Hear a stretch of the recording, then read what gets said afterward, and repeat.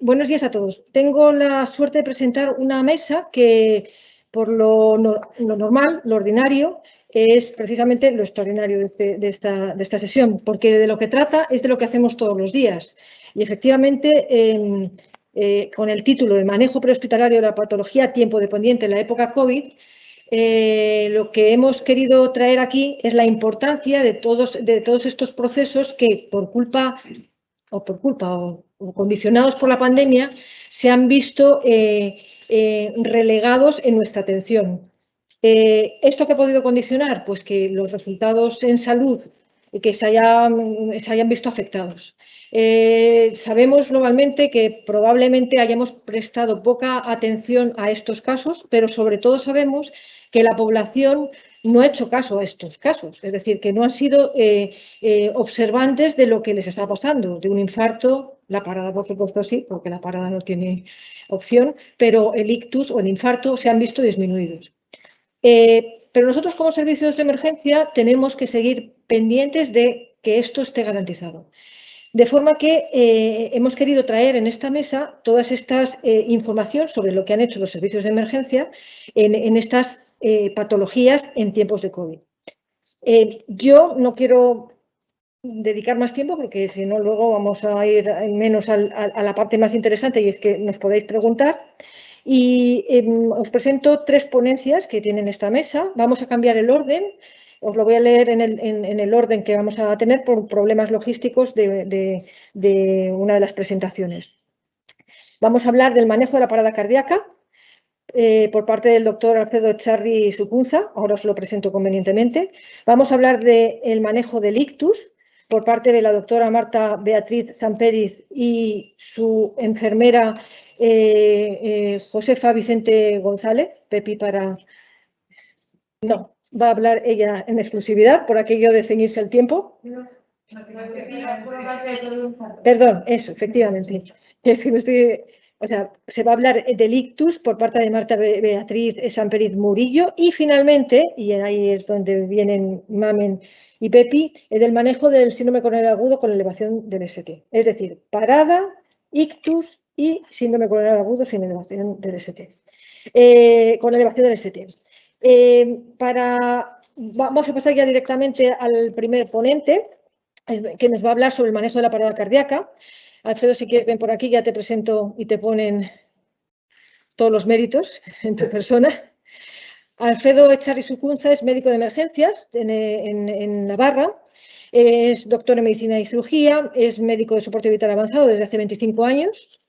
Es representante de Navarra en el Consejo Español de Resucitación Cardiopulmonar. Por ahí nos puede hablar muy bien, pues aparte de ser clínico y emergenciólogo, del aspecto global de lo que es la RCP desde el Consejo Español. Y es miembro del grupo OSCAR, Impacte y Stragi. Bueno, son grupos de investigación que están haciendo algo que todos hemos querido, es tener registros sobre patologías tiempo dependientes que puedan ponernos al nivel europeo en la necesidad de dar datos como país, ¿no? Entonces yo les animo a seguir en ello porque es algo que hemos necesitado siempre. Y sin más, Alfredo. Gracias a Somos Protección Civil por la invitación y como me están metiendo un nivel de presión inaceptable, voy a empezar y acabar rápidamente. Esto es como erais cuando erais jóvenes. Os echabais sobre los pacientes, les abrazabais, algunos los besabais. Pero algún señor de Wuhan tuvo una mala idea con su dieta y la cosa cambió. Los amigos catalanes nos empiezan a mandar cosas de estas, ponen muchas letras, no se acerca al paciente, no comprueben si respira, nos cambia la forma de actuar en la parada cardíaca. Los amigos gallegos que saben que no nos gusta leer nos ponen con dibujitos las cosas para que entendamos mejor cómo tenemos que hacerlo, ¿no? Qué tipo de mascarillas usar, cómo usar, pero van desapareciendo las prioridades que eran las de toda la vida. No abran la vía aérea, abran la ventilación y empiezan, no te acerques al paciente, ponte el EPI, ni lo toques, no lo ventiles, ponle una mascarilla sobre la mascarilla que ya le ventilaba mal y entonces ya, pues la cosa no va a ir bien, ¿no? Tan es así que el logo minimalista precioso del European Resuscitation Council cambia por ese logo tétrico rodeado de bichos. Las recomendaciones del Consejo Europeo vuelven a cambiar y veis que aparecen simbolitos donde antes no aparecían y la prioridad ya no es abra usted la vía aérea, sino no toque al paciente, avise si es un COVID. Nos están cambiando continuamente las prioridades que eran básicas en la atención a la parada cardíaca. Los americanos hacen lo mismo. Trae EPI, limite el personal, considere el uso de compresores mecánicos. Y al viejo le dará algún día un mal cuando, digamos, promoviendo el uso de carga de compresores. Y finalmente el ILCOR hace unas recomendaciones aunando todo donde parece ser que las compresiones torácicas y el manejo ventilatorio del paciente puede generar aerosoles. Recomendación débil, evidencia de muy baja certeza. Eso es lo que decían al principio, ¿no? Parece que no estaban muy acertados en cuanto a las evidencias. Los reanimadores legos deben considerar hacer solo compresiones. Sugerimos en la actual pandemia que si son niños, pues seáis más leves en vuestros cuidados y hagáis lo que consideréis que tengáis que hacer, que usemos EPI y que desfibrilemos antes de ponernos el EPI, que ya sabemos que os cuesta mucho tiempo y entonces los pacientes os mueren antes de que los desfibriléis, ¿no? Y de ser tan majos y cariñosos, pues pasamos a esto, ¿no? Tiene una ventaja porque así los pacientes no nos ven la cara y entonces, bueno, es un factor de mejora. ¿Qué supone esto sobre cómo hacemos las cosas? Bueno, pues decidimos desde el grupo Oscar valorar lo que había sido en España, qué resultados había tenido toda esa serie de recomendaciones y publicamos un artículo en Resuscitation. Era uno de los primeros trabajos que aportaba datos a nivel nacional porque había muchos datos de ciudades sueltas o de pequeñas zonas y el objetivo era valorar cómo la pandemia había afectado al tratamiento de la parada cardíaca.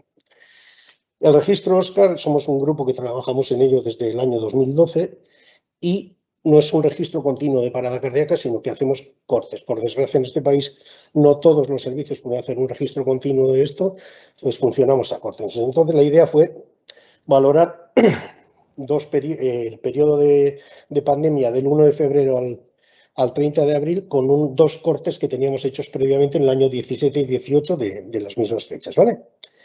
Y luego dentro de lo que fue el periodo de enfermedad se hacían dos periodos. Uno que era predeclaración de pandemia, que era desde el principio de febrero hasta el 10 de marzo, y desde ahí hasta el final del periodo, que era donde ya la OMS había declarado que había pandemia, por si había alguna diferencia también. Ya enseguida empezamos a ver que había más reanimaciones fútiles, se hacían más reanimaciones durante el periodo no COVID que durante el periodo COVID, y cada vez intentábamos menos reanimaciones cuando sabíamos que el paciente podía estar infectado. Principalmente hombres, como siempre, significativamente más jóvenes durante el periodo COVID y todavía más jóvenes durante el periodo de pandemia que durante el periodo COVID y como no COVID. Paradas más frecuentes en domicilio, se realiza menos RCP por testigos, incluso si la parada ha sido presenciada. La gente ha cogido miedo, Tony ha dicho, no, la epidemia de miedo que vino luego, pues ya se empezó a notar también en la atención a la parada cardíaca por testigos. Veían la parada cardíaca incluso en casa y no hacían nada. Esto siempre pasa, ¿no? Cuando es el cuñado malo no le atiendes, pero ¿qué? Esto parece que se reforzó. Y los intervalos de tiempos se alargaron bastante. El aislamiento de la vía aérea dejó de hacerse con tubo y se hizo mayor uso de los dispositivos supraglóticos, perdón. Cuando se hacía la comparación en el subgrupo SUSTEN, se vio que había más paradas presenciadas por los equipos de emergencia y no se observó diferencia de tratamiento en los hospitales. Comparamos las diferentes regiones dependiendo de su grado de incidencia de enfermedad y ahí no hubo diferencias significativas, aunque tuvieran baja o alta incidencia de coronavirus. Los intentos de reanimación, la supervivencia a la llegada al hospital y la supervivencia al alta disminuyeron, independientemente de la incidencia de enfermedad en las diferentes regiones. Nosotros en general siempre informamos de menos intentos de reanimación que otros países por nuestra forma de trabajar, ¿no? El médico a bordo hace que, no sé por qué, igual es que somos más vagos o que sabemos más, la cosa es que iniciamos menos reanimaciones que los países donde los sistemas van sin médico a bordo y eso nos piden explicaciones siempre que mandamos una publicación, porque ¿por qué tenéis tan baja incidencia de atenciones, ¿no? Bien, y caída de intentos de reanimación claramente significativa, disminución de atenciones puede hacer que haya un aumento de la mortalidad, que sí se observa. Se produce ese aumento de mortalidad en todas las regiones o esa caída de la reanimación en todas las regiones, independientemente de la incidencia de enfermedad. Posiblemente por saturación de recursos, por desigualdades entre las regiones, por mayores tiempos de respuesta, menores tasas de reanimación por testigos. Con lo cual, más parada en domicilio, más retraso en la atención, menos reanimación por testigos, pacientes más jóvenes. La cosa no pinta bien, ¿no? ¿Qué hicieron fuera? En Londres hay un estudio en un periodo similar al nuestro y lo que observan es un dramático incremento de la parada extrahospitalaria acompañado de una disminución de la supervivencia. Concluyen que necesitamos estar preparados para posteriores horas que se suponía que vendrían, porque supondrá un aumento de las paradas y habrá que darles adecuada respuesta. En Australia, como son raros siempre los de abajo, observan, fijaros, la gráfica es exagerada, la supervivencia como disminuye, pero no lo pueden asociar al coronavirus porque no tienen coronavirus. No saben qué les ha pasado, saben que la gente sobrevive menos, pero no le pueden achacar al coronavirus porque la incidencia es muy baja. Los americanos, con el registro CARES de 152 millones de pacientes, concluyen que las tasas de retorno de circulación espontánea fueron más bajas durante las semanas iniciales de la pandemia, incluso en comunidades donde la tasa de incidencia era baja, y las tasas de supervivencia a la llegada al hospital fueron más bajas solamente en comunidades con moderadas o altas tasas de mortalidad. Los italianos, que habéis comentado previamente, hacen un estudio entre regiones y encuentran que hay más parada en domicilio, menos RCP por testigo, alargamiento de los tiempos, todo es lo mismo. Los australianos que están mosqueados porque les ha salido todo diferente a los demás y no saben lo que hace, pues ya que a nosotros no nos sale, pues bueno, hacemos un metaanálisis, comparamos lo de los listos, que sí les sale bien, y a ver qué nos sale, ¿no? Hacen un metaanálisis, está incluido este metaanálisis en las recomendaciones que el Consejo Español de Resucitación hace en el resumen, está detallado exactamente.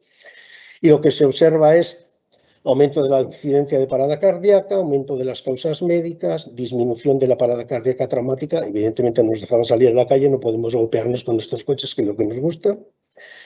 Más paradas en domicilio, porque no nos dejan salir. En algunos trabajos sí que observaban aumento de RCP por testigo y en otros observábamos nosotros que no había más RCP por testigos. Los tiempos siempre se alargan, menos intentos de RCP por los servicios de emergencias, menos fibrilación ventricular porque llegamos tarde y nadie ha hecho nada, menos uso de desfibriladores semiautomáticos, uso de dispositivos supraglóticos por encima de la intubación, y disminuye las tasas de retorno de circulación, disminuye la supervivencia al ingreso al hospital y disminuye la supervivencia al alta. Conclusión. La incidencia y la mortalidad de la parada durante la pandemia fueron significativamente más altas que las observadas en periodos previos. ¿Factores que influyen? Evidentemente, el alargamiento de los tiempos, la disminución de la RCP por testigos, aumento de la parada no presenciada y la disminución del uso de DEA por disminución de los pacientes que están en fibrilación. Ha habido cambios muy importantes en la atención a estos pacientes y es urgente investigar para mejorar la atención prehospitalaria. Bueno, pues estudiamos qué es lo que ha pasado y en la revista de nuestra sociedad publicamos un artículo sobre unas encuestas que se hicieron a todos los centros de coordinación para ver cómo había sido la respuesta a la pandemia y la conclusión es que hemos demostrado una gran capacidad de adaptación a situaciones nuevas y cambiantes, que los servicios de emergencias, como siempre, han sido esenciales como primera línea de contención de la pandemia. Estáis haciéndolo bien y seguís haciéndolo bien. ¿Qué nos deparará el futuro? Pues que la intubación cara a cara con el paciente parece que tendrá que desaparecer, que estamos tendiendo todos al uso de videolaringoscopios, posiblemente, no a medios tan exagerados como pone ahí con la caja esa de contención. Que los EPIs han venido para quedarse, el glamour lo estamos perdiendo, la edad media iban bien y acabaremos llevando cosas como esa, posiblemente. Que posiblemente los cardiocompresores también han venido para quedarse. Muchas gracias a todos. Bueno, Alfredo, excelente.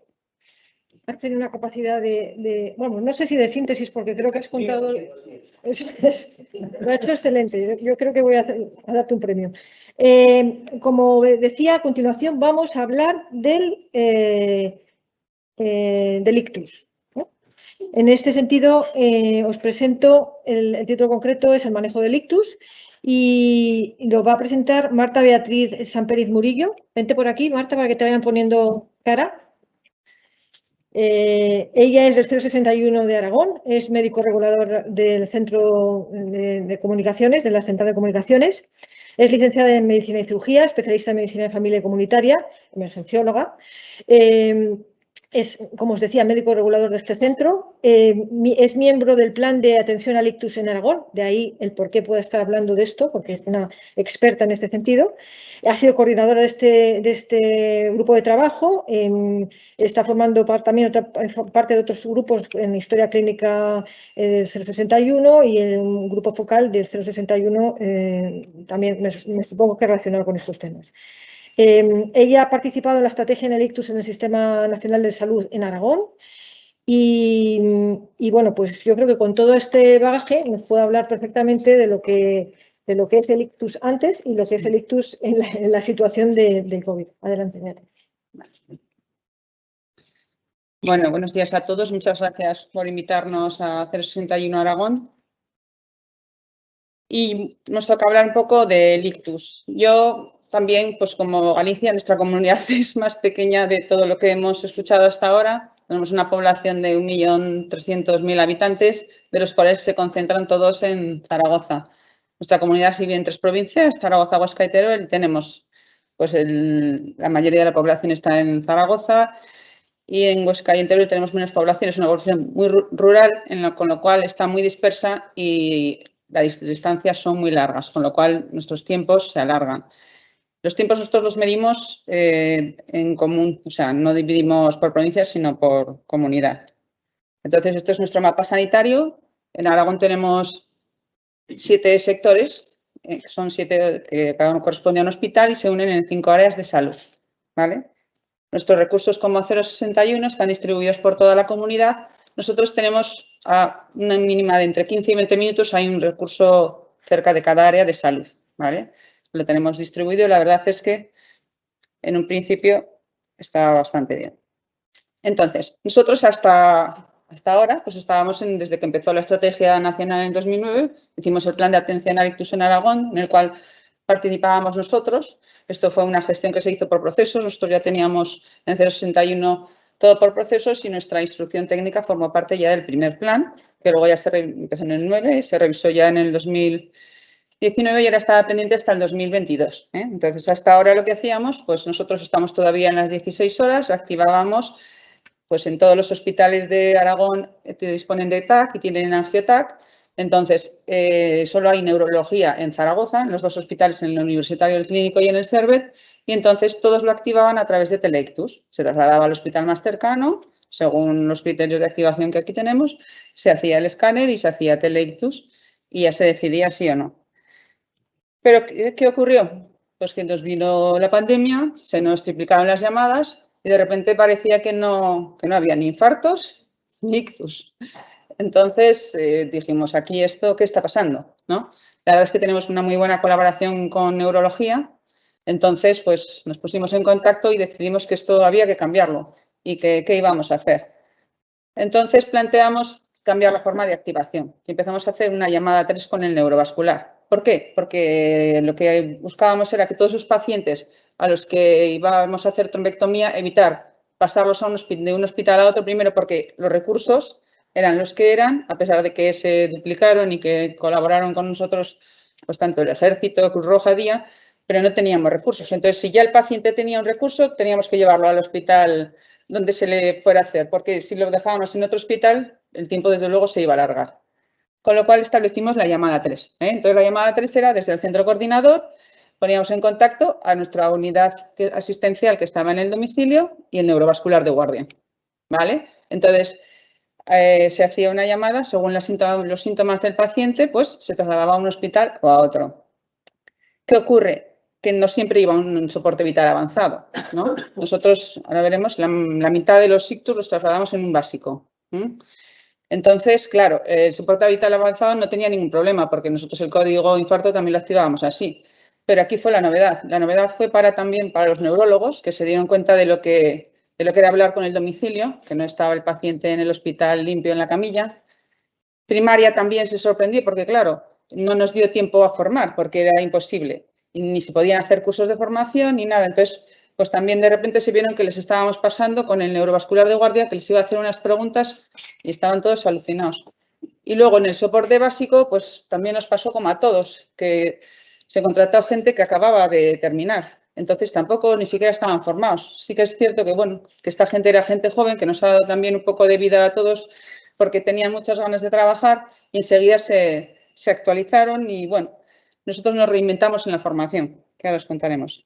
Entonces, en un principio, para la llamada 3, lo que utilizamos fue la escala RACE, o RACE, como decimos aquí, y la Madrid Direct, que es la que teníais vosotros. Estas fueron las que los neurovasculares nos solicitaron. Entonces, a los pacientes que tenían más de 5 eran los candidatos a trombectomía y eso se los llevaba directamente al Hospital Miguel Servet de Zaragoza, que es donde está el neurovascular de guardia. ¿Vale? Entonces, en un principio, de las activaciones, pues desde luego disminuyeron un montón. Sabéis, en 2019 teníamos 600 y pico activaciones y pasamos a activar 477. Ahora, hecho en el 2021, en este primer cuatrimestre, ya vemos que estamos otra vez volviendo a aumentar, porque si sigue así, la tendencia, pues llegaremos a los 500 y pico, con lo cual ya estaremos cerca del 2019 o incluso pues puede que lo pasemos, pero bueno, hasta abril estamos con 174 códigos ictus activados. ¿Qué hemos visto en el traslado al Servet? Pues que en el 2019 se trasladaron 266, en el 2020 fueron 220 y por ahora llevamos 99. También es cierto que están haciendo más trombectomías. Pero bueno, ¿y eso qué hace? Nos alarga a nosotros los traslados. Porque claro, no es lo mismo llevarlo a Zaragoza que dejarlo en su hospital de referencia. Y luego nosotros, que sí que también tenemos helicóptero, pero nuestro helicóptero solo vuela de día. Lo que os comentaba, la mitad de los traslados nosotros los hacemos en un básico, porque si el paciente está estable, pues como tiempo es cerebro y hay más básicos, pues los trasladamos en el básico, ¿vale? Y vemos pues lo mismo, que en el 2019 disminuyó, o sea, aumentó un poquito, pues porque claro, el avanzado estaba ocupado, entonces, y la tendencia es pues que siga aumentando, porque hemos visto que está bien y ahora ya vamos por el 55 en este año. Un poco nuestro tiempo 061. El tiempo 061 es el tiempo desde que nos entra la llamada hasta que dejamos al paciente en el hospital. ¿Son unos tiempos largos? Sí. ¿Pero por qué? Porque son de toda la comunidad. Si nos pusiéramos a ver en Zaragoza, pues en lo que es Zaragoza capital, solo estamos en una media de unos 15 minutos. Pero claro, esto tampoco lo medimos, lo hacemos en general. Entonces, ¿qué hemos visto? Que en el año pasado se aumentaron mucho los tiempos. Y eso es un estudio que estamos valorando, pues hay que saber por qué se aumentaron los tiempos. Si fue porque el paciente nos llamaba más tarde, si porque nosotros no teníamos recursos o si porque ponernos las medidas de protección también enlentecía. Entonces, luego también nosotros lo que medimos es el paciente que llega al hospital en menos de 3 horas. De 3 horas desde el inicio de sus síntomas. Entonces, lo que vimos que en pandemia, que ese tiempo, pues que así como en el 2020 era el 94% de los pacientes, aquí era muchísimo menos, era el 84%. Entonces, ahí es donde pensamos que nos llamaron más tarde, porque la gente tenía, como ha dicho el compañero, miedo, que fue la pandemia de miedo. Nadie quería ir al hospital. O sea, les decías de ir al hospital y no querían. O cuando empezaban con la clínica de pérdida de fuerza y tal, pues sobre todo en las personas mayores, que era el abuelo, como que no le daban la importancia que tenía y nos llamaron más tarde. Ahora vemos que estamos remontando, ya estamos en cifras del año 2020. Bueno, aquí están un poco nuestros indicadores, que son lo que medimos. Pues lo que vemos, ¿no? Que el tiempo se alargó en pandemia, que aumentaron los traslados en la soporte y que trasladábamos más tarde. Y los traslados a trombectomía, pues lo que os decía, va en aumento, porque este año ya estamos trasladando el 56%, con lo cual entendemos que, aparte de que están haciendo más trombectomías, pues que es un beneficio para el paciente, con lo cual hay que hacerlo. ¿Vale? Lo que os decía de reinventarnos, pues nos tuvimos que reinventar en la formación, porque claro, no podíamos dar formación porque no podíamos reunirnos. Empezamos a dar cursos online, pero con la tecnología, por muy avanzada que está, pues era muy difícil, porque la gente no se concentraba, tenía que durar muy poco tiempo. Entonces, al final lo que hemos hecho es hacer cursos polimedia, para que la gente lo pueda hacer, se descargue todo en el móvil, para que lo tenga, para que lo pueda hacer en su tiempo. Y entonces, pues desde el grupo Ictus nos reinventamos y empezamos a hacer cursos, dándoles pues documentación, vídeos, ¿no? Y pues en la sala de simulación, casos, para favorecer, sobre todo para los de primaria y sobre todo para los del básico, claro, que era gente que nunca lo había hecho, ¿vale? Entonces también tuvimos que reinventar nuestra base de datos, porque nosotros que todavía no estamos en historia clínica informatizada íbamos a entrar también el año pasado, pero como vino COVID, pues todo se retrasó. Entonces nuestra base de datos, que quedaba muy obsoleta, pues la tuvimos que reinventar para mantener tiempos, porque también nos metimos en el proyecto Impacte. Entonces, hasta que podamos entrar en historia clínica, que sería lo ideal para que sí que estuvieran todos los tiempos exactos y reflejados, porque al final, si tenemos que coger los tiempos a mano, a veces eso pues no son tan reales.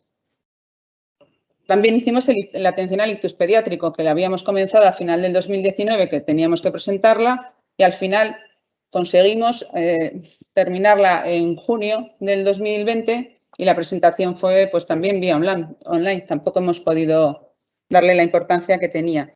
Y por fin ya tenemos la asistencia en Aragón desde 0 a 100, o 101, que tenemos muchos pacientes que superan los 100 años. Entonces sí que la diferencia que vemos en el ictus pediátrico, que el gestor del caso es el de la UCI del hospital infantil. Y aquí sí que todos los pacientes se trasladan al hospital infantil a Zaragoza. ¿Vale? Ya después, pues a día de hoy estamos con la hemorragia subaracnoidea no traumática. Entonces estamos haciendo el protocolo que lo tenemos ya preparado para presentarlo en estos días. ¿Vale? Entonces, ¿qué propuestas de futuro? Pues nos estamos planteando que si esta es nuestra nueva normalidad, que si el COVID ha venido para quedarse, entonces, ¿qué va a pasar?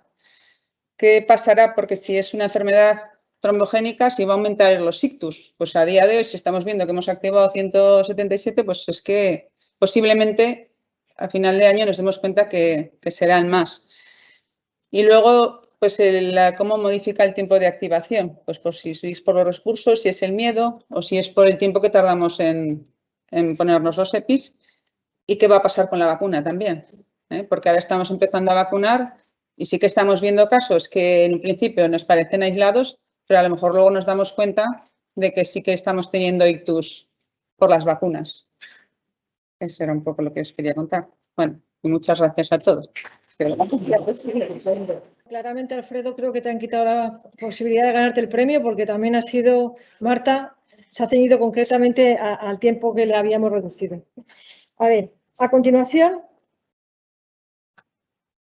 a lo mejor me voy a alargar un poquitín más en la presentación mientras que hacen el cambio logístico que teníamos, por el cual hemos tenido que cambiar el orden de la ponencia. Os presento a la doctora. Se va a hablar del manejo del síndrome coronario agudo con elevación del ST, otra de las patologías tiempo dependientes que se ha visto mermada, no en su incidencia, porque sabemos que se repite por el tiempo, pero sí en su visionado como patología atendida por los servicios de emergencia, por esto que nos comentaba Marta de que ha habido se ha ocultado por parte de los propios pacientes la posibilidad de que estuvieran sufriendo estas patologías. Y nos lo va a presentar la doctora Mamen Escriche López, que es médico de emergencias, y Josefa Vicente González, que es su enfermera. Están perfectamente coordinadas, no solamente en la parte asistencial, sino en la parte de las presentaciones, como veréis. Mamen es médico del recurso Alfa 3 de Valencia Metropolitana. También es médico de urgencias de PESET. Es colaboradora docente de la Universidad de Valencia. En este sentido, colabora en lo que es la formación y en los códigos, en concreto en el código que van a explicar. Y está en esta generación del código muy en coordinación con la Sociedad Valenciana de Cardiología, para generar además unas bases de datos que, como venía diciendo, son esenciales para conocer qué es lo que hacemos en emergencias con este tipo de patologías. Por otro lado tenemos a Josefa, que es Pepi, para los amigos. Ella es enfermera CICU, o sea, es el referente de enfermería CICU del Centro de Coordinación. Es profesora asociada a la Universidad de Valencia. Ha trabajado durante la pandemia, bueno, pues aparte en esta coordinación, en lo que es la formación, que hemos visto que es esencial de los intervinientes y también me supongo que de otras entidades, ¿no? Y bueno, sin más, os dejo con ellas. Bueno, ¿se me oye bien? Bueno, muchísimas gracias a Vicio, a Samur, a todos vosotros por invitarnos a esta charla. Teníamos muchas ganas, Comunidad Valenciana, de participar con vosotros, de poner en común nuestras experiencias. Siento este problema técnico, seguid invitándonos, por favor, lo traeremos en un pendrive y en un formato más adaptable. Y bueno, pues antes que nada, pues igual que nuestra compañera, pues que recordar a los compañeros que hemos perdido en el camino en esta época que nos ha tocado vivir y también, como comentaban al inicio de la charla, por otro lado, pues el hacernos fuertes entre todos, ¿no? De haber podido adaptarnos a esta nueva circunstancia, incorporarla a nuestro quehacer diario y a seguir para adelante, que es a lo que estamos acostumbrados, ¿no? Bueno, el objetivo de esta charla era ver el impacto que había podido tener la COVID en una de las patologías tiempo dependientes que más interiorizadas y más estandarizadas tenemos, que desde hace unos años en todas las comunidades autónomas tenemos en marcha los planes de código ictus con las cadenas asistenciales y cada vez más unidades de hemodinámica que pueden asistir a estos pacientes y tratarlos en las primeras 12 horas, ¿no? De la elevación del ST. Y bueno, la situación que nos planteábamos respecto a esto es lo que habíamos comentado un poco y uno de los motivos que además el hecho de invitarnos a dar esta charla nos puso en contacto con la Sociedad Valenciana de Cardiología y es precisamente la necesidad de que exista una base de datos auditada, continua, estandarizada, que pueda permitirnos el hacer un análisis ya no solo respecto a esta época que nos ha tocado vivir, sino otras circunstancias, poder además desglosarla por áreas de salud y al fin y al cabo con el objetivo de mejorar la mortalidad y aumentar la supervivencia y darle la misma oportunidad a los habitantes, ¿no? De nuestras comunidades autónomas. También por otro lado, pues también tengo la suerte de formar parte del grupo Oscar Impacte en la manera de que también vamos a intentar estandarizar la recogida de datos y que todos podamos tener unos números objetivos a partir de los cuales trabajar y mejorar nuestro trabajo diario, ¿no? Bueno, pues para poder hacer la charla, obviamente yo me he tenido que basar en la bibliografía que he podido encontrar a nivel internacional y nacional respecto a los datos que se han recogido y a las impresiones objetivas en los estudios que vamos a ver y las subjetivas que podemos recoger. En el caso yo, pues a 40 grados en un domicilio y Pepi con el aire acondicionado, pero sufriendo mucho, incluso diría que bastante más que los asistenciales, porque creo que la pandemia ha azotado bastante en lo que es el problema de la coordinación, sobre todo al inicio, y esa necesidad de adaptación rápida a la situación que nos iba sobreviniendo. Bueno, pues para traeros algo de bibliografía internacional, nacional y luego la parte que nos atañe a la Comunidad Valenciana, pues quería empezar con un estudio que se realizó en Alemania y os voy a sacar básicamente las conclusiones, es decir, he hecho un poco la tarea por vosotros de leerme mi DOPUMED, he hecho una búsqueda mes y he sacado los estudios yo creo que más relevantes y las conclusiones más fuertes respecto a qué ha pasado con el código infarto en la época COVID, ¿no? Bueno, pues ellos establecían o concluían que los indicadores en el pleno pico de COVID no se veían afectados por la situación en la que estábamos viviendo, con lo cual ponía de manifiesto que las redes de código infarto preservaban altos estándares de calidad, incluso cuando nos veíamos amenazados con esta pandemia. Luego haremos ciertas salvedades porque pensamos que también esto está sustentado en el hecho de que, por lo menos, la visión que tenemos nosotros en Comunidad Valenciana es que el gasto de recursos que ha supuesto el COVID, sobre todo, era más para las unidades no avanzadas en nuestro caso y estábamos igual más disponibles en las bases, hacíamos menos primarios de otras patologías y estábamos más disponibles para acudir a estos códigos y hacer los códigos en tiempo. Y probablemente por eso no se ha visto tan afectado como otros códigos. Pero ahora veremos en qué parte sí que ha ha fallado.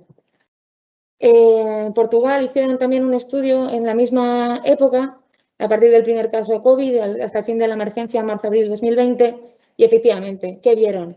Que había menos códigos, más graves y con peor pronóstico. Es decir, los códigos, el sistema funciona, pero había menos códigos. Y por qué? Porque tardaban más en llamar y además venían ya pues, más pasados, venían ya con un tiempo de evolución o con la patología más evolucionada y por tanto se llevaba a mayor morbimortalidad y por tanto peor pronóstico. De hecho, pues por aquella época, por abril, ya la Sociedad Europea de Cardiología estableció las implicaciones para la prehospitalaria, la emergencia y los cuidados hospitalarios, dándonos una serie de recomendaciones que yo creo que todos fuimos implementando de forma autonómica y también intentando ponernos en comunicación con otros compañeros, pero que bueno, que desde las guías internacionales se nos estaban diciendo cosas. Pues ¿qué se nos decía? Que estaban llamando menos, que había aproximadamente un 50% menos de activaciones en el código de infarto y que probablemente esas causas fueran, pues eso, la reticencia del paciente a acudir a urgencias, tenía más miedo del COVID que de morirse de un infarto, y el retraso en los tiempos de transferencia en algunos sitios donde podía haber una sobrecarga en el servicio de emergencias. Con lo cual eso iba a tener un impacto en la mortalidad y estaba teniendo un impacto en la mortalidad muy importante. Con lo cual ya se empezaba a establecer la necesidad de que se pusiera en alerta a la población de que el código de infarto, que los síntomas de infarto seguían siendo importantes, seguían siendo una causa de mortalidad y había que hacer un llamamiento a que éramos seguros, era seguro su traslado al hospital y su asistencia en el hospital en cuanto al contagio, o al menos que íbamos a minimizarlo porque si no se morían de COVID se iban a morir del infarto. De hecho, pues eso, ay, perdón, que me he ido para atrás, voy a pasarlo todo rápido. Las cosas de las animaciones.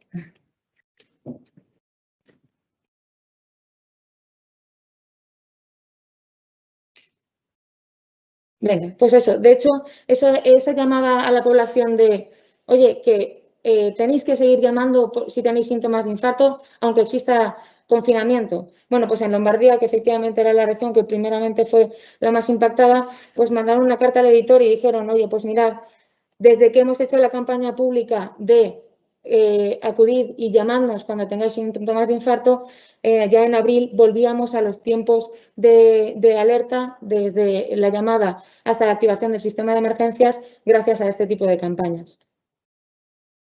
Las guías de Sociedad de Cardiología seguían diciendo que, a pesar de la pandemia, no íbamos a cambiar los criterios de tiempos, es decir, íbamos a seguir respetando los 120 minutos y también íbamos a seguir respetando la estrategia de reperfusión. Íbamos a seguir priorizando la intervención coronaria percutánea primaria como primera estrategia de reperfusión. Sí que es verdad que también seguían haciendo hincapié en que teníamos que protegernos, como en el resto de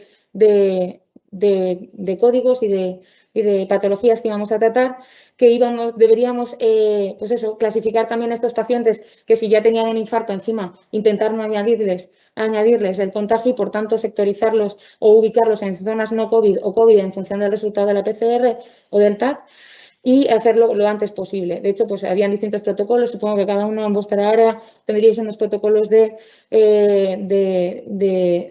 agilización del diagnóstico de COVID, ¿no? También la AJA en julio de 2020 pues también nos empezaba a arrojar datos y recomendaciones y una de las cosas que os quería traer era pues que ellos mismos también empezaron a recomendar que desde los TICUs hicieran cuestionarios para que nuestros compañeros desde las centrales pudieran ponernos en sobreaviso, porque es verdad que en las primeras olas o con las incidencias muy altas todos nos poníamos el EPI y conforme iba bajando íbamos dando si la bata, el EPI, nada, todo, ya estábamos un poco desconcertados. Entonces, que por lo menos al ir al aviso tuviéramos la información suficiente como para saber cómo expuestos íbamos a estar. Y además que ese personal debería estar debidamente entrenado, como se explicará Pepi en las centrales, ¿no? Limitaríamos el número de intervinientes, en nuestro caso entrábamos solo enfermería y médico, técnico se quedaba fuera, a la espera de que dijéramos si activamos un traslado y como os diremos, nosotros por lo menos en Valencia, para no tener que descontaminar las unidades avanzadas, todos los traslados o casi todos ellos los hacíamos con un soporte vital básico COVID, que era el que se iba a descontaminar para quedarnos la unidad avanzada disponible. tendríamos que asumir que todos eran COVID y, bueno, siempre tenemos un dolor torácico, ir corriendo a hacer un electro y activar el código. Pero en este caso era aún más importante para evitar todos esos retrasos que iban a asumirse en tiempos de pandemia, sin tener que perder, a pesar de la situación de estrés que suponía, pues recordar cuáles eran los criterios de inclusión en el código de infarto. Y bueno, en lo que nos atañe a nosotros, los retrasos que venían del paciente tenían que ver con el miedo al contagio, y los retrasos que tenían que ver con el sistema de emergencias tenían que ver con que, sobre todo en las épocas de alta incidencia, los trabajadores íbamos cayendo como moscas, íbamos teniendo a veces problemas de personal, y por otro lado esos problemas de descontaminación de las unidades que hacían que, pues eso, que nos inventáramos nuevas fórmulas para que las unidades avanzadas estuvieran lo antes posible disponibles.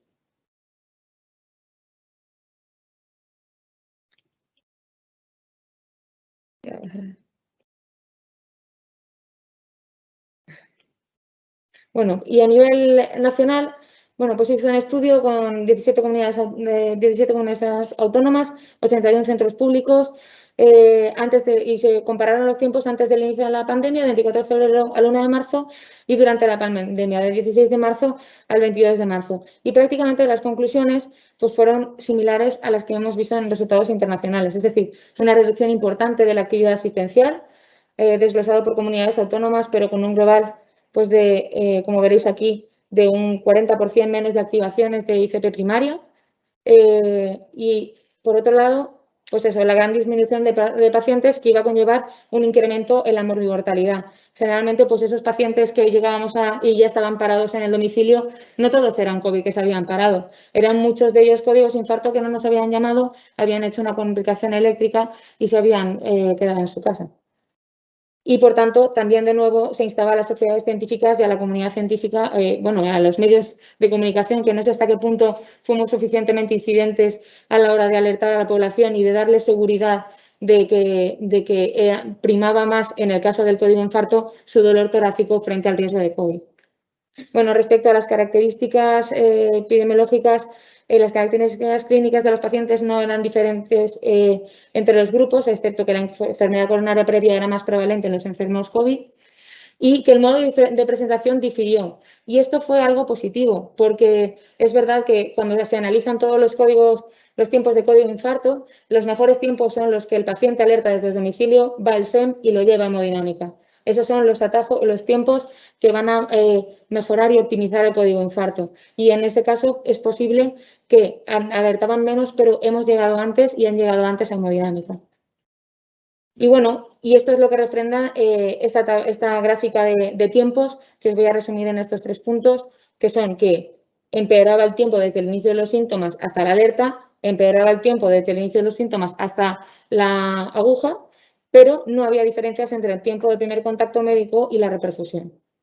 ¿Y qué pasaba en Comunidad Valenciana? Bueno, nosotros en Comunidad Valenciana, como os hemos dicho, estamos haciendo un tratamiento de los datos un poco, está en marcha, porque nos estamos poniendo en comunicación y en contacto con los compañeros de las unidades de hemodinámica para poder hacer un tratamiento de los datos adecuados y hacer una foto real de dónde estamos, ¿no? Pero en líneas globales, pues sí que vimos que realmente el número de traslados secundarios y los tiempos que estábamos manejando eran muy similares en 2019 y en 2020. Y la impresión subjetiva de las unidades de hemodinámica, que es con los que estuvimos reunidos antes de ayer, pues eso era que en abril había disminuido las activaciones y, por tanto, había necesidad, y de hecho se dieron mensajes por radio a nivel local de que acudieran con síntomas coronarios.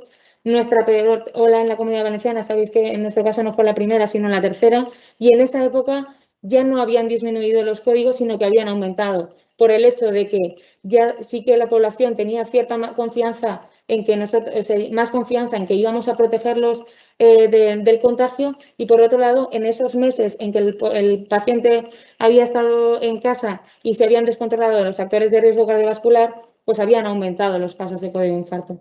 Y lo que sí que nos decían es que no habían visto diferencias significativas con las falsas activaciones, y que lo que sí que habían visto eran más complicaciones mecánicas, asumido a que los pacientes venían, pues eso, más complicados, y se veían, pues, como dato curioso, o sea, como dato significativo, pues 4 roturas de pared libre en un mes es una tasa muy alta en comparación con la época pre-COVID.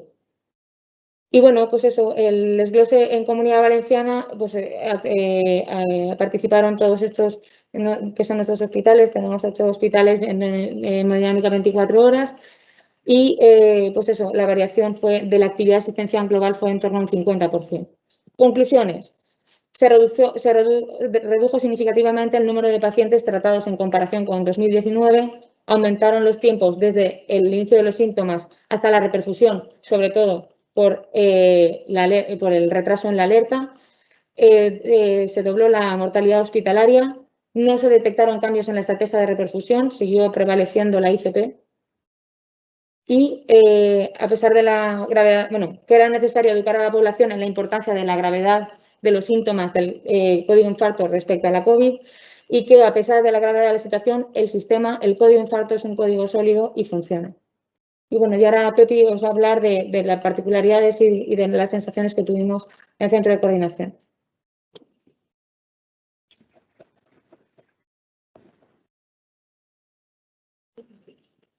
Bueno, no sé si ponerme detrás del atril o ponerme aquí porque no se me ve, ¿no? Atril es a medida española.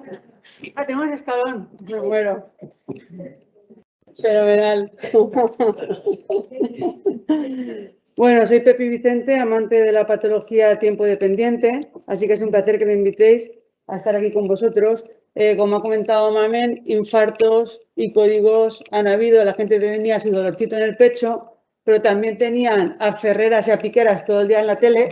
Entonces ya no sabían si tenían más disnea, más COVID, más dolorcito en el pecho o qué. El caso es que hemos visto que esta crisis COVID nos ha puesto a prueba a todos, también a la población, ¿no? A la hora de observarse y de activar. Nosotros en el CICU, como podéis ver ahí, somos una pequeñita familia muy bien avenida y esto del COVID nos ha venido como si de repente te quedas embarazado de trillizos y ya todo es una locura, ¿no? Cambia coche, uno llora, otro hay que cambiarlo. Pues tuvimos que adaptarnos a ese aumento de llamadas. Reestructuramos también el árbol de síntomas porque las llamadas eran a veces muy difusas y había que organizar de alguna forma la sintomatología del paciente para saber qué recurso es el que íbamos a enviar. Y hubo un aumento de la plantilla. Tuvimos que contratar gente para elaborar un nuevo equipo, que lo llamamos de alerta epidemiológica, que se ha formado con enfermeras y enfermeros, todo gente joven, con muchas ganas, a veces con poca experiencia, pero bueno, eso nos ha servido a todos los que trabajábamos ya en CICU, pues de alguna forma a integrar ese trabajo en equipo con diferentes generaciones, ¿no? En cuanto al código infarto, como decía Mamen, hemos seguido el mismo procedimiento de activación del código. De hecho, los tiempos han sido muy similares. La única salvedad es que para tener el SAMU disponible de una forma más ágil, a la vez que activábamos ante un dolor torácico que era sugestivo de activar un código de infarto, de una hemodinámica, de un cateterismo, activábamos un soporte COVID porque, lógicamente, no teníamos PCR del paciente, lo tratábamos como un posible COVID positivo. Entonces, la enfermera y el médico SAMU se ponían el EPI, cogían su monitor, cogían al paciente, lo ponían en el soporte vital básico, trasladaban al hospital, el técnico del SAMU iba detrás. Cuando el equipo SAMU, médico y enfermera, dejaban al paciente, se quitaban el COVID y ya teníamos a la unidad SAMU disponible nuevamente para atender cualquier primario o secundario limpios.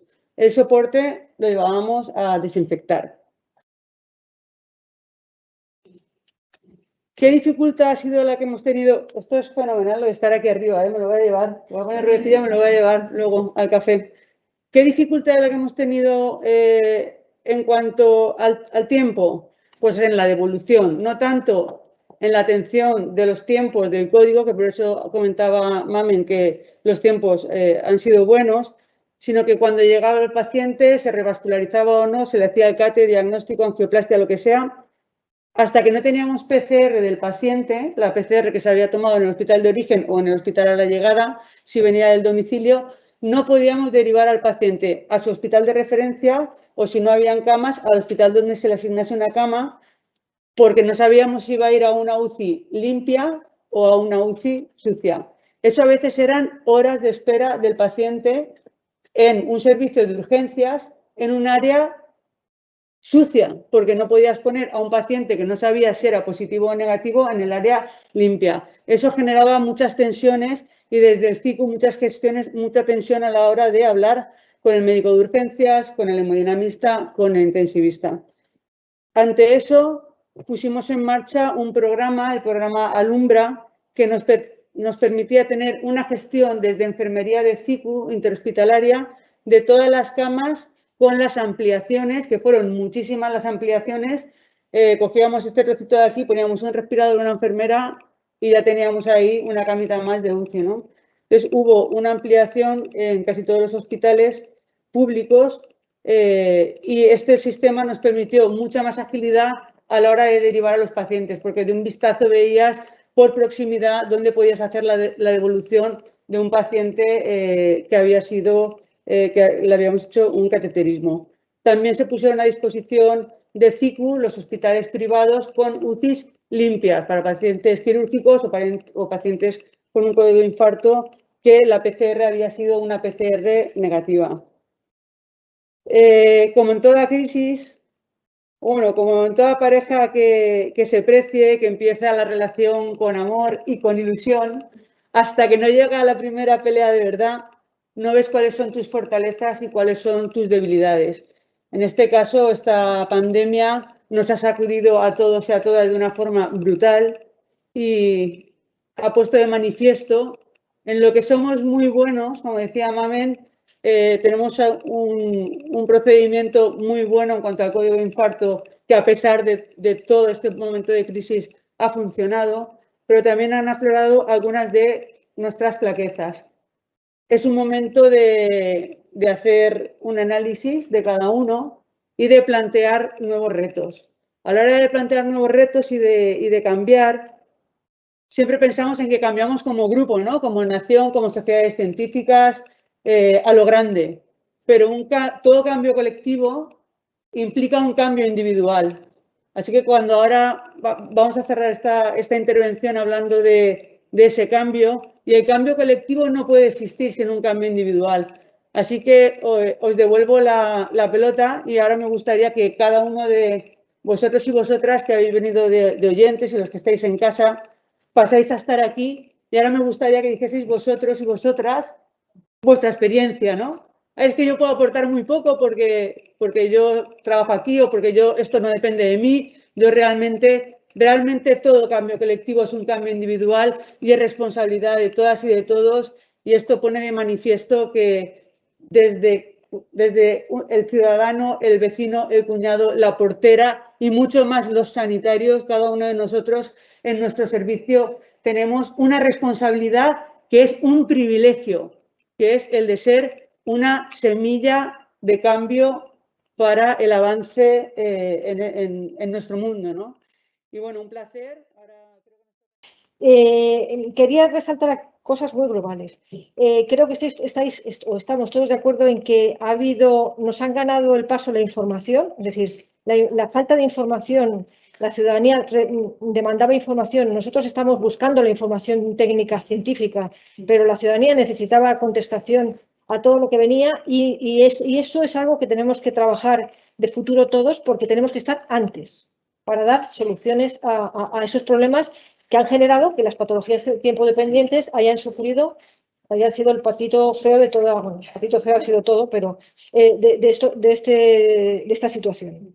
Otra cosa que habéis dicho todos, y yo creo que es muy importante, son el relevo generacional. La gente joven que ha venido con ganas de abordar algo que bueno, los que ya llevamos un tiempo nos ha venido como que nos ha caído encima, y en ese sentido yo creo que lo tenemos que aprovechar. Y luego otra cosa que veo, que estáis trabajando todos en temas de los datos, de los grandes datos, en todas las iniciativas que tenéis, es que hay algo muy importante y es que no hemos valorado todo como proceso. Es decir, los servicios de emergencia estamos haciendo muy bien las cosas en el sentido de participar en nuestros datos con las bases de datos, pero alguien de vosotros ha dicho que no teníamos contemplados los tiempos de espera en los hospitales. Lo habéis dicho todos un poco, ¿no? Pero eso también es tiempo de paciente.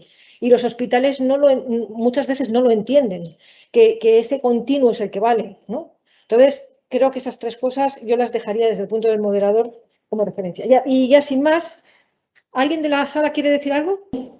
Sí, pero habla alto. Vale, soy Aurora Maya, médico de 061 de Cantabria, y me gustaría sobre todo preguntar a las compañeras de Valencia por el síndrome coronario agudo con elevación del ST, por el tema de los tiempos que estáis planteando, si en algún momento se estableció alguna estrategia que permitiera acortar el tiempo descartando el que el paciente pudiera ser positivo en COVID. Me refiero desde la extrahospitalaria algún test de antígeno que permitiera eso, el acortar tiempo. Y cómo se diría eso desde el hospital, desde la especializada, porque en alguna ocasión pues, puede plantearse que a pesar de llevarlo, pues igual se repitan o ya sabemos, ¿vale?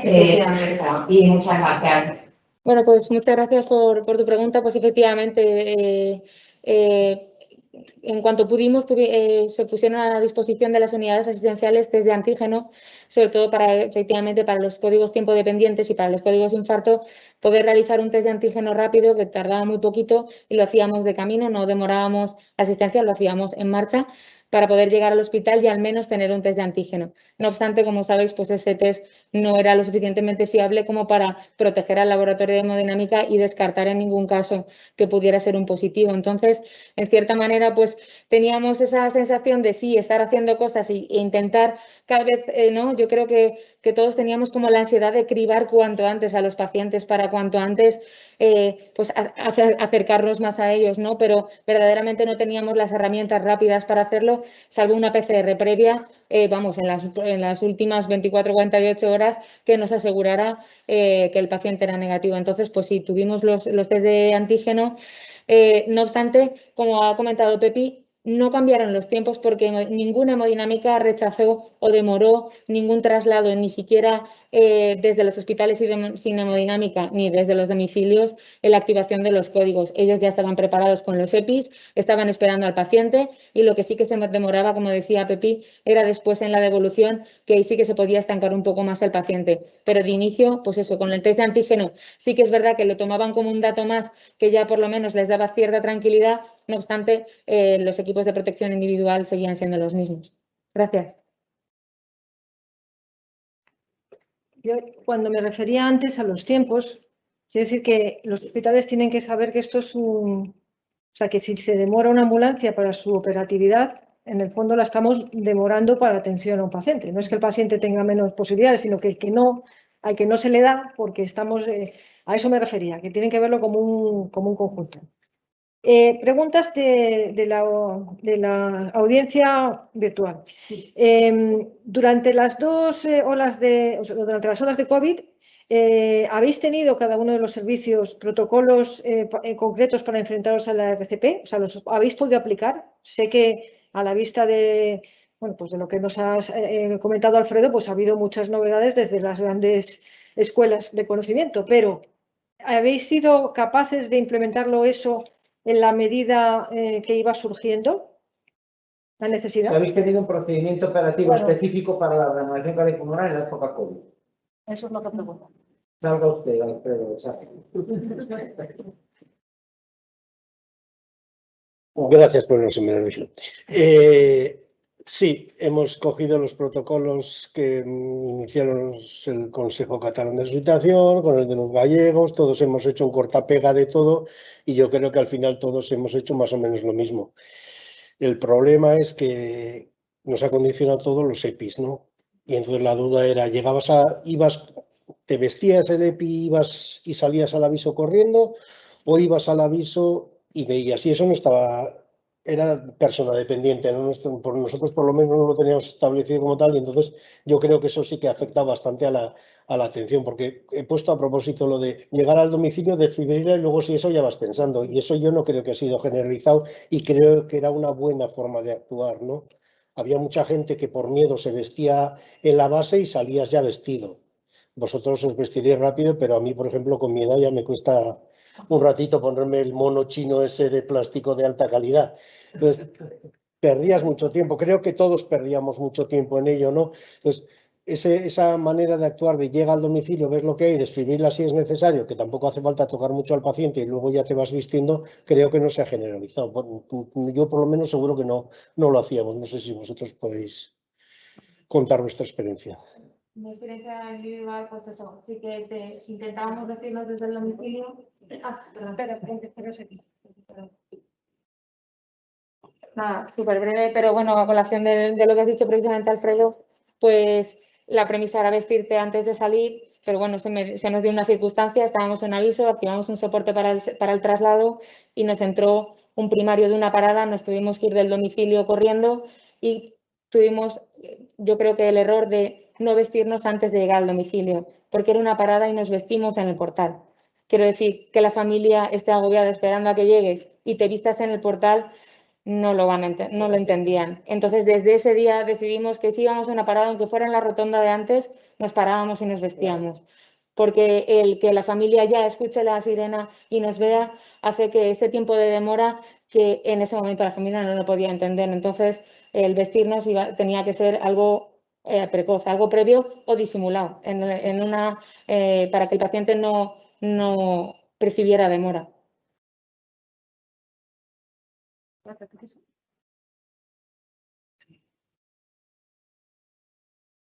Bueno, pues nosotros hicimos un poco lo mismo, ¿eh? También pasó lo de vestirnos en el portal y la familia al principio, entonces al final se vestían antes. También personal dependiente, quiero decir, había gente que decidía que no y esa era su decisión, pero la mayoría se vestía antes y cuando llegaban al domicilio ya estaban por no estar en la puerta vistiéndose. A ver, la siguiente pregunta se eleva un poco, pero está bien. Dadas las diferentes incidencias entre cada comunidad, ¿creéis que una mejor coordinación a nivel nacional hubiera paliado las saturaciones?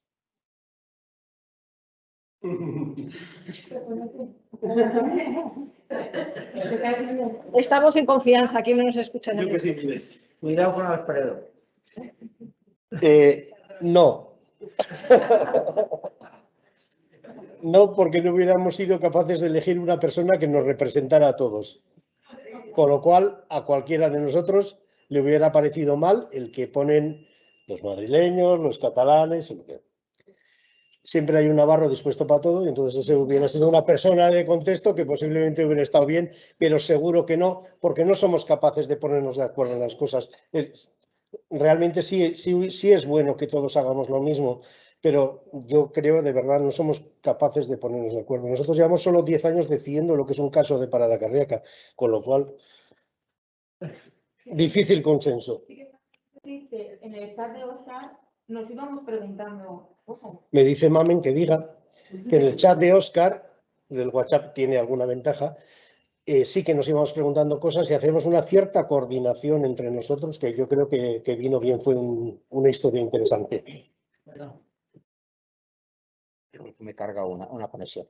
Comentaros, no tenía que intervenir, pero ya que ha salido esta pregunta, sí comentar, primero tendremos una conferencia en la parte internacional en la que se intentó en Francia hacer una cosa como esta. Veréis cómo nos va a sorprender con los traslados masivos en el TGV, en el tren de alta velocidad. Decidieron que como estaba saturado Marsella de COVID, los trasladaron a París e hicieron un traslado completo de pacientes intubados y convirtieron el TGV en una UBI móvil brutal y eso, en eso versa y por eso he querido traer al ponente francés, ¿no?